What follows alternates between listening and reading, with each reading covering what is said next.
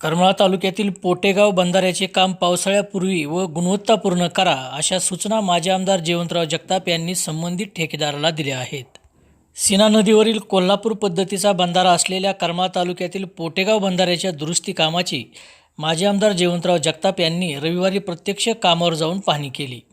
यावेळी कामात अजिबात हायगय चालणार नाही, काम इस्टिमेटनुसार आणि गुणवत्तापूर्ण झाले पाहिजे, अशा कडक सूचना त्यांनी ठेकेदाराला दिल्या. तसेच हे काम पावसाळ्यापूर्वी पूर्ण करण्याचे आदेशही त्यांनी दिले आहेत. मागील वर्षी उन्हाळ्यात या बंधाऱ्याचे काम सुरू झाले होते, मात्र मे महिन्यात झालेल्या अवकाळी पावसामुळे कामात अडथळा निर्माण झाला होता.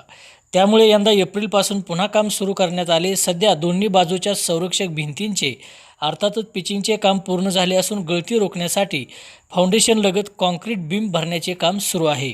दरम्यान या कामाच्या गुणवत्तेबाबत पोटेगाव, बाळेवाडी, निलज आणि बोरगाव परिसरातील नागरिकांनी आक्षेप घेत निकृष्ट दर्जाच्या कामामुळे थेट काम बंद पाडले होते.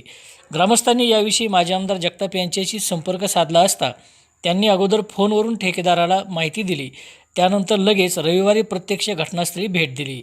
पाहणीदरम्यान माजी आमदार जगताप यांनी उपस्थित शेतकऱ्यांशी चर्चा केली आणि ग्रामस्थांनीही या कामावर जातीने लक्ष ठेवण्याचे आवाहन केले. यावेळी पंचक्रोशीतील शेतकरी बांधव मोठ्या संख्येने उपस्थित होते.